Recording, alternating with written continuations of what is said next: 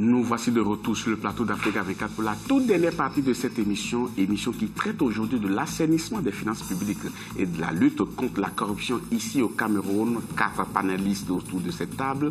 Monsieur Norbert Belinga qui représente le candidat Paul Biya, Monsieur Stéphane Bobé, Angoulé Gwele, qui représente le candidat Akere Mouna, désolé pour avoir écorché votre nom, Monsieur Samuel Menang, qui représente le candidat Serge Espoir Matomba, et Émile Binzi, qui représente le candidat Cabra Libi. Monsieur Menang, quand aujourd'hui on parle de épervier, est-ce que ça fait frémir encore des Camerounais? D'abord, je voudrais répondre avec une image. Vous savez, nous sommes africains, et en Afrique, l'épervier est cet oiseau-là qui ne s'attaque qu'aux poussins, jamais à la mère poule. L'épervier ne prend que les poussins, pas la mère poule. Maintenant, dès que je l'ai dit, je voulais dire que l'animal est mal choisi, c'est ça? Vous voulez dire qu'on aurait pu choisir le lion? Non, je vous laisse réfléchir. J'ai dit que opération épervier, nous sommes africains. L'épervier ne prend que les poussins, jamais la mère poule. C'est dit que l'opération de lutte contre la corruption, qui est connue sur le nom Monsieur Bindi, Monsieur Belinga dit que officiellement ce n'est pas ce nom qu'on a donné à cet oiseau-là, à cette opération, mais dans la tête des Camerounais, c'est passé, c'est épervier en français, c'est sparrowhawk en anglais. Je voudrais juste rappeler que l'épervier ne prend pas de mère poule, ça ne prend que des poussins. Ça veut dire qu'on n'a pas touché au problème de la corruption. Ça reste entier. Maintenant, votre question qui consiste à savoir si est-ce que cette opération n'effraie vraiment pas? Comment voulez-vous que cette opération effraie? Quand nous savons que tous ceux qui ont été attrapés par épervier ont des cellules très climatisées. Ça, c'est connu par tous les Camerounais. Ils ne sont pas logés à la même enseigne que le petit voleur, le pickpocket, le gars qui commet des larcins à Kennedy. Ils ont des cellules bien aménagées. Bref, un traitement de faveur dans leur situation. Non, faisons sérieux. Cette opération, les gens l'ont dit, avec d'autres finalités. La lutte contre la corruption, aujourd'hui au Cameroun, est saupoudrée par certaines instructions imbriquées qu'on a mises sur place et cette opération qui n'a vraiment rien à voir. Et par conséquent, n'effraie personne. Mais M. Benanga, est-ce que vous savez quand même qu'il y a des gens qui sont détenus dans le cadre de cette opération? Est-ce que vous savez quand même qu'il y a des fonds qui ont été recouvrés, qui sont en train d'être recouvrés pour le compte de cette même opération? Comment est-ce que vous pouvez jeter complètement l'opération de cette manière? Est-ce que cela ne manque pas d'un peu d'élégance pour reconnaître un peu d'objectivité, je vais dire, pour reconnaître quand même que, même si tout n'est pas encore fait, mais quelque chose est fait quand même, non? Oui, si vous voulez me forcer à arriver là, je vais vous dire, oui, quelque chose est fait. Oui. Mais moi, je vais interroger le sens de la chose qui est faite. Je vous ai dit, et j'insiste en début d'émission, la corruption fait partie des oripeaux du régime actuel.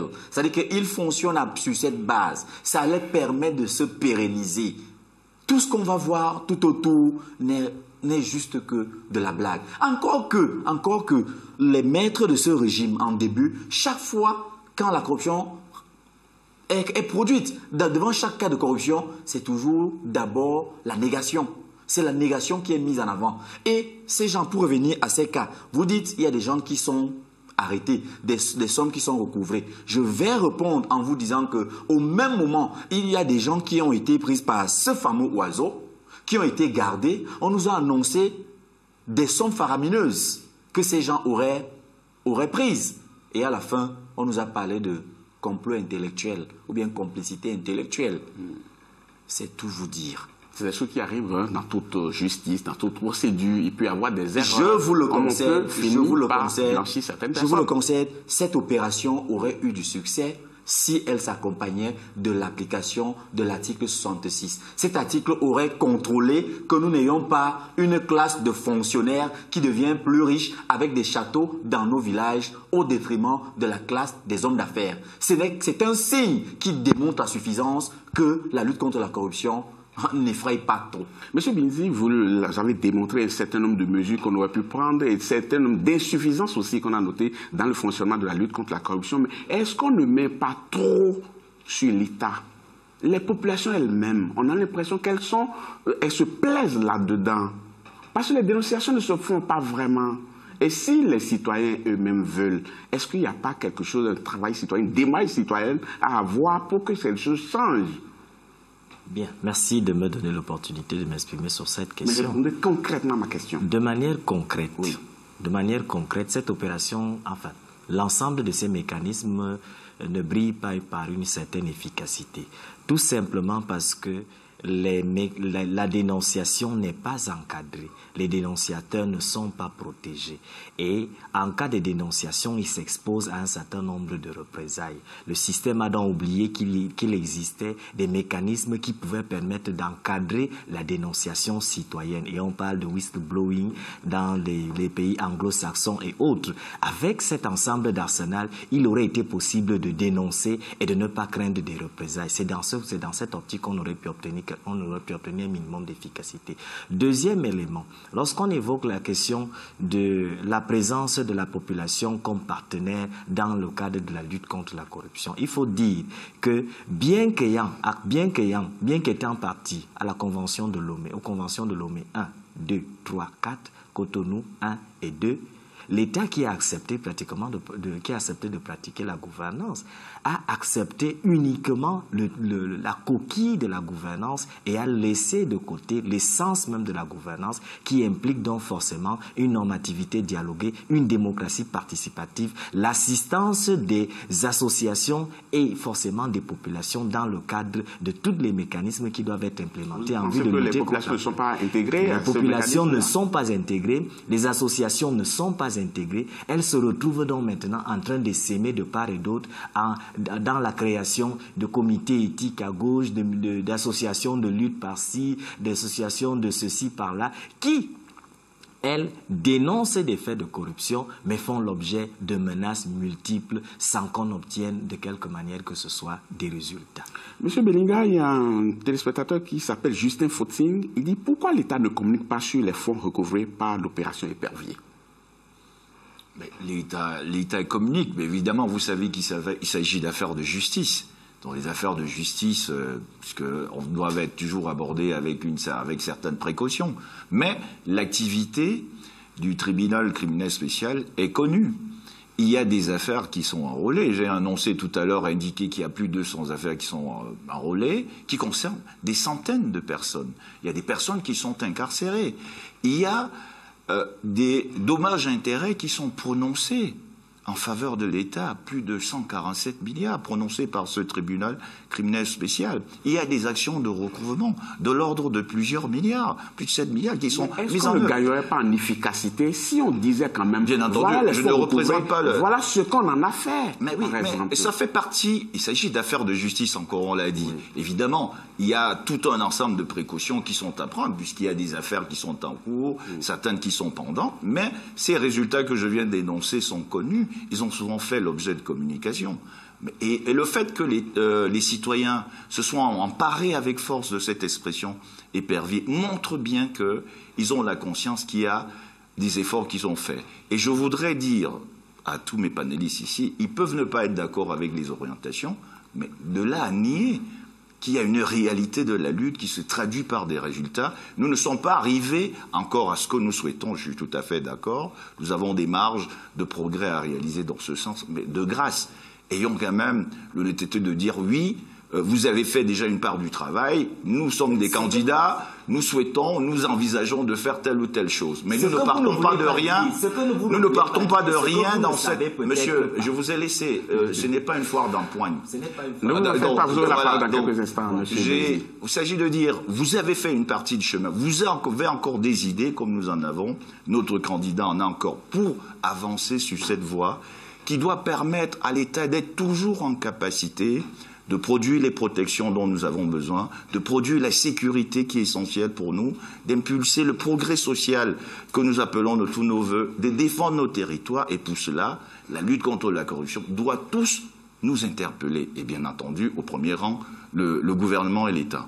Nous sommes en campagne électorale, c'est le moment plus que jamais pour que les candidats aillent exposer quand même leur projet de société. Nous parlons aujourd'hui de l'assainissement des finances publiques, de la lutte contre la corruption. Il va falloir que les représentants des candidats ici sur ce plateau nous disent au moins ce qu'eux ils pensent faire pour renverser la tendance, pour que l'on voit un peu plus les effets de ce qui sera fait de la lutte. Pardon? On peut déjà éclairer l'opinion sur la question du recouvrement des avoirs, parce qu'en fait, ce que monsieur ne dit pas, En 2013, nous étions à 3 milliards d'euros en ce qui concerne le recouvrement des avoirs. Il faut distinguer entre le recouvrement des avoirs sur le territoire camerounais et le recouvrement des avoirs qui se trouvent à l'étranger. S'agissant du recouvrement des avoirs qui se trouvent à l'étranger, il y a la Convention de Palerme qui est claire sur un certain nombre de dispositions. Les fonds détenus dans les banques étrangères ne peuvent pas être recouvrés pour 3 raisons. Premièrement, parce que l'État étranger peut conserver les fonds. Deuxièmement, parce que cet État peut conserver les fonds et se les partager avec les autres États qui financent la lutte contre la corruption. Troisième hypothèse, l'État peut conserver, se partager ses fonds et dans une certaine mesure, renvoyer une infime partie à l'État demandeur. Voilà pourquoi les 192 milliards qui ont été mis pour le recouvrement des avoirs à l'étranger à travers le cabinet de Maître Vergès sont partis en fumée et aujourd'hui nous n'avons rien. Tout simplement pourquoi? Parce que le cadre normatif ne le permet pas. Il en est de même de la Convention relative à la lutte contre la Convention des Nations Unies relative à la lutte contre la corruption qui prévoit un certain nombre de dispositions scélérates qu'il faille dénoncer et que ce gouvernement ne dénonce pas. Voilà justement pourquoi la question du recouvrement des avoirs est un véritable serpent de mer et non ce qu'on vient nous dire ici pour affirmer qu'il y a des efforts qui sont faits ou il y a quoi que ce soit. Monsieur Bobé, si votre candidat était élu, quel est le premier signal qu'il va donner pour montrer à l'opinion publique que la lutte contre la corruption se fera autrement désormais? C'est doter le pays d'une stratégie nationale de lutte contre la corruption qui permette de mettre ensemble tous les acteurs de la chaîne qui sont impliqués sur ce dossier particulièrement délicat. Ça commence par l'éducation. Nous avons des propositions concrètes en ce qui concerne par exemple le CV éthique, le curriculum vitae éthique, qu'un jeune enfant va commencer à pouvoir déployer dès l'âge de 6 ans par exemple, à travers des actions de formation, à travers la sensibilisation sur l'information, sur la nocivité de la lutte contre la corruption, des actions qui vont figurer sur un CV dont il pourra se prévaloir devant son premier employeur lorsqu'il aura 18 ans, qui pourra lui demander quelles sont les actions que tu as prises quand tu étais enfant et puis adolescent, puis désormais adulte, pour démontrer que tu es sensibilisé à la lutte contre la corruption. Ce qui suppose d'arrimer à la chaîne de manière plus active le système éducatif. Il faut libéraliser le fonctionnement des appareils de détection et de lutte. Et pour cela, doter le pays d'une commission nationale indépendante de lutte contre la corruption qui, conformément au communiqué de Jakarta, aura la maîtrise de ses moyens, la maîtrise de son recrutement des agents qui seront chargés de travailler pour elle, et l'autonomie du déclenchement des poursuites devant les juridictions répressives.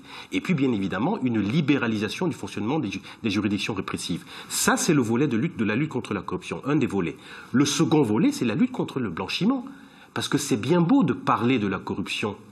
Il faut bien également parler de ce que devient l'argent détourné, les deniers publics détournés. Or, le Cameroun dispose d'une institution particulière qui est l'ANIF, qui ne fonctionne pas, l'Agence nationale d'information financière, d'investigation financière, qui ne fonctionne pas s'il n'est pas destinataire de déclaration de soupçons.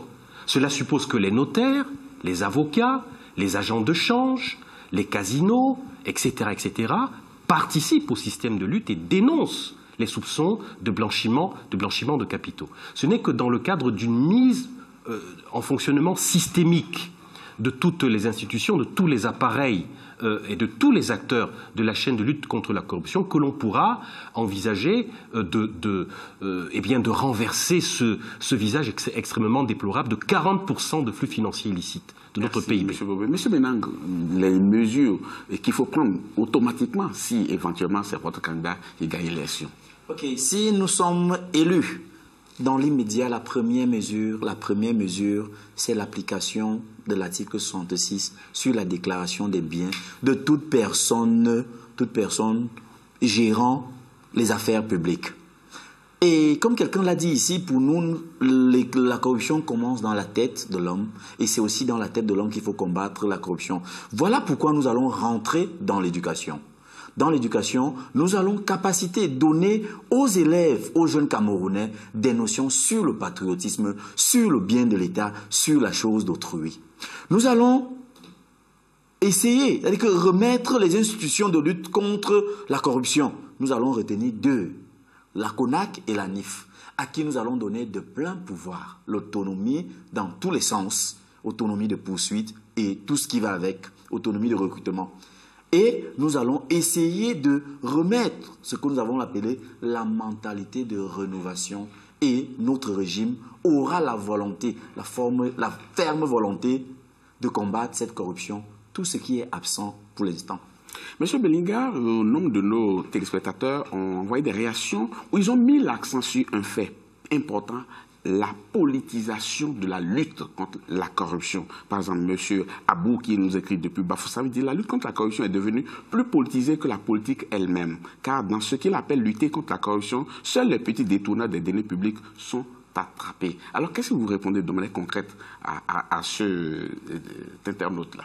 Oui, mais c'est une déclaration qui est aux antipodes de la réalité. Je prends le dernier élément. Antipodes, vous avez dit? Oui, parce qu'il dit que seuls les petits sont en prison. Vous savez très bien, vous connaissez l'envergure des personnalités qui sont incarcérées dans le cadre de la lutte contre la corruption. Donc il ne s'agit pas de petits. Il y a des gens, je suppose, qui sont poursuivis, qui ont été convaincus de ces délits-là qui sont en prison. Évidemment, quand on s'exprime sur ces questions, il y a toujours beaucoup de précautions à prendre. Donc, c'est une lutte qui concerne tout le monde. Il ne peut donc pas dire qu'il s'agit que de petits, puisque l'actualité, nous le savons tous, ne concerne pas que de petits. Elle concerne aussi bien les petits que les grands, pour reprendre sa terminologie, que moi je ne prendrai pas. Pour dire que nous avons affaire à un phénomène qui nous interpelle tous, c'est ce que je vais continuer à dire. L'État prend une part de responsabilité qui est déjà importante. Le président candidat Paul Biya a engagé déjà des mesures, des réformes du cadre institutionnel et légal. Il a réformé le système des marchés publics.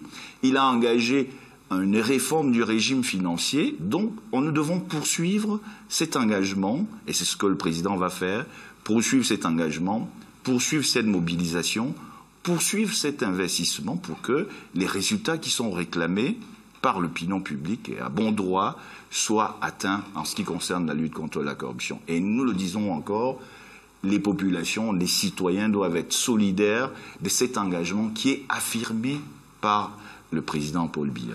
Et Denis, depuis Yaoundé, écrit directement à M. Binzi, dit « Pensez-vous que l'application de l'article 66 de la Constitution qui stipule la déclaration des biens et avoirs des dirigeants au début et à la fin de leur mandat peut être un atout pour lutter contre la corruption ?»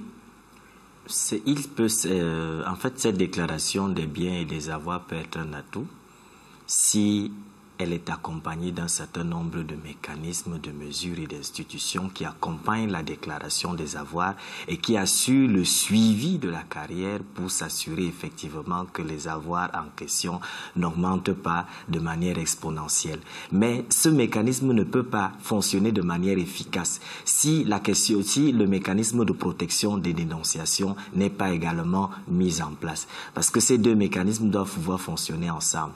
Les dénonciateurs doivent être protégés afin de dénoncer les augmentations d'avoirs qui ne pourraient pas être explicables. Mais justement, quand vous parlez de protection des dénonciateurs, il faut faire quoi concrètement pour pouvoir les protéger? Ce qu'il faut faire déjà, premièrement, c'est de leur assurer une protection sur le plan juridique. Ce qu'ils n'ont pas, c'est de mettre en place des mécanismes qui permettent qu'ils soient à l'abri des représailles, ce qu'ils n'ont pas également en ce moment. C'est de faire en sorte que, à la suite de ces dénonciations, que les faits soient fondés ou que les faits ne soient pas fondés, qu'ils se retrouvent dans un cadre protégé, ce qui n'est également pas le cas. Donc c'est au regard de cette insécurité juridique dans laquelle ils se trouvent et de cette insécurité judiciaire que la majeure partie des personnes refusent purement et simplement de dénoncer. Et là, le simple fait de déclarer ses avoirs ne permettra pas d'obtenir l'efficacité souhaitée si on veut véritablement lutter contre la corruption. Monsieur Bobé, si vous aviez le pouvoir, à quelle échéance l'article 66 là sera respecté? L'article 66 n'a de sens du point de vue d'Akerimuna que dans le cadre d'une loi de moralisation de la vie publique. L'objectif doit être d'instituer une véritable république exemplaire, immédiatement, pour neutraliser la problématique évidemment de la corruption, mais également celle de l'enrichissement illicite, pour s'assurer que les deniers publics ne sont pas capturés par ceux qui sont en position d'exercer un certain nombre de fonctions pour les détourner. Application immédiate de tous les mécanismes permettant de s'assurer que la fonction exercée par un acteur, quel qu'il soit, ne soit pas l'occasion d'un enrichissement. C'est immédiatement qu'il faudra embrasser l'enjeu de la moralisation de la vie publique et qui va d'ailleurs de pair avec un autre sujet qui est très important, dont il faut parler, c'est la modernisation de la gestion des finances publiques. Est-il admissible que les ministres, lorsqu'ils vont en fonction, payent leurs frais de déplacement et leurs frais de fonction en espèces?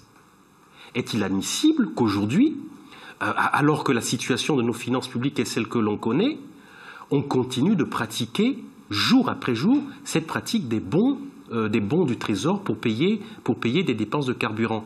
Est-ce qu'il n'est pas plus simple de réguler la circulation monétaire en interdisant des paiements en espèces, en instituant des seuils de paiement en espèces? Voilà un certain nombre de mesures qui doivent également accompagner des dispositifs de lutte contre la corruption et qui permettront d'adresser l'enjeu très clair de l'assainissement des finances publiques.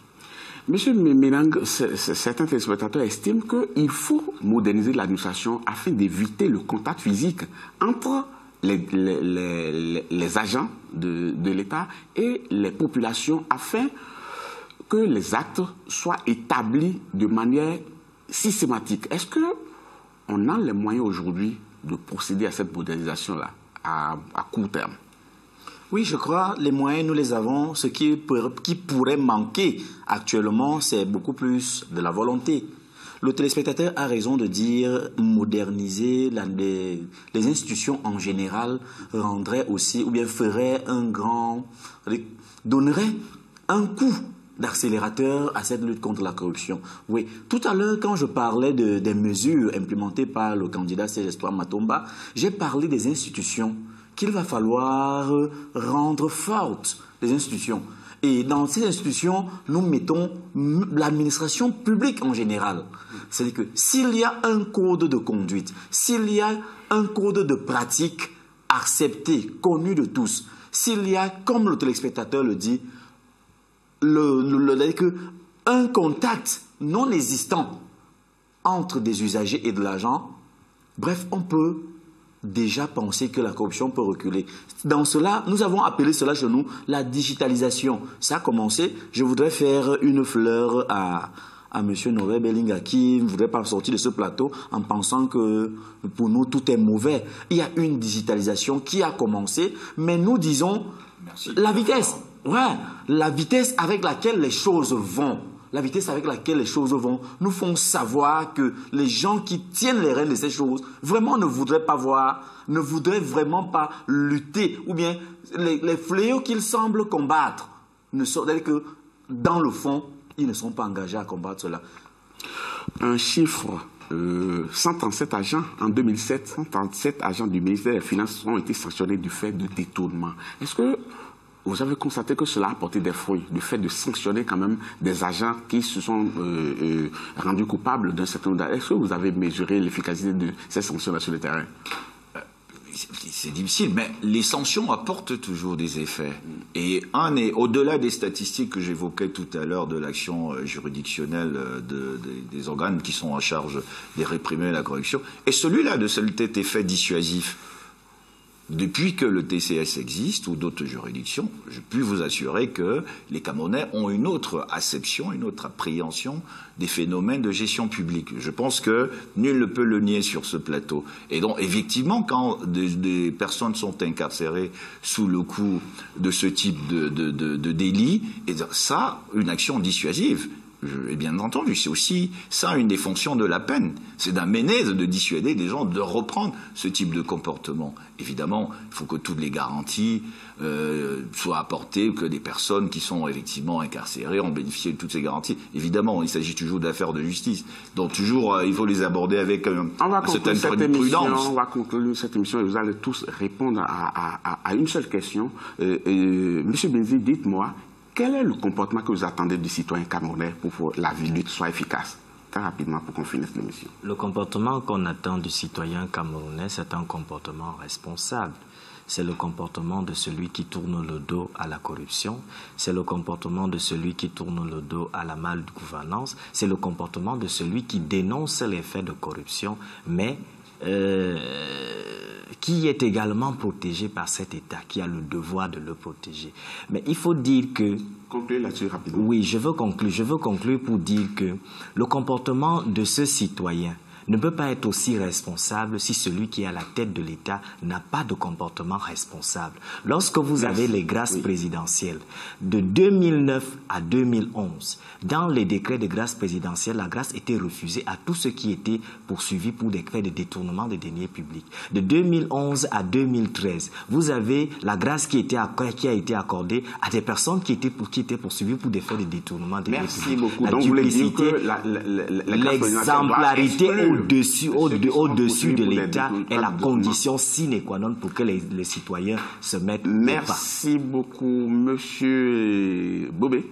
Oui, face à la corruption, le citoyen doit s'informer sur ses droits et les exercer véritablement. Il doit aussi interroger les responsables publics sur leurs obligations en matière de transparence. Merci beaucoup. Monsieur Menang, votre mot de fin par rapport au comportement citoyen. Pour nous, le citoyen que nous voulons mettre sur pied ou bien que nous voulons voir au soir du 7 octobre, c'est celui qui dit le Cameroun avant tout, le Cameroun en tout et le Cameroun pour tout. Merci beaucoup pour cette brève conclusion. Monsieur Belinga, le comportement que vous attendez du citoyen. Le comportement que j'attends du citoyen, je l'ai déjà indiqué tout à l'heure, ce qui met à contribution tous les outils qui sont mis en place par le gouvernement, par les administrations. J'ai évoqué les centres d'appel tout à l'heure, pour pouvoir faire connaître des cas, des situations qui pourraient être réglées en faveur d'un service public qui soit toujours performant pour le Cameroun. C'est ce que le Cameroun mérite, c'est-à-dire que nous soyons un État fort et nos citoyens doivent avoir la pleine conscience que la corruption, les actes de corruption affaiblissent la capacité de l'État à les protéger. Merci beaucoup Norbert Leninga, Stéphane Bobé Nguele, Samuel Menang, Émile Benzi. Merci beaucoup d'avoir été des nôtres pour ces 90 minutes d'émission. Demain, nous serons encore là, même heure, même fréquence. Et le thème, ce sera crise anglophone, comment s'en sortir. Crise anglophone, comment s'en sortir. Chers téléspectateurs, vous connaissez désormais les différents canaux par lesquels vous pouvez nous faire parvenir vos réactions. On va vous communiquer au fur et à mesure ceux qui seront les panélistes de cette émission. Demain, vous pouvez commencer déjà par leur envoyer des réactions. On en tiendra compte dans la préparation de cette émission. Ce sera tout pour aujourd'hui. Merci beaucoup d'avoir suivi ce grand débat d'Africa 24. Gardez le contact avec les programmes d'Africa 24. On se retrouve demain.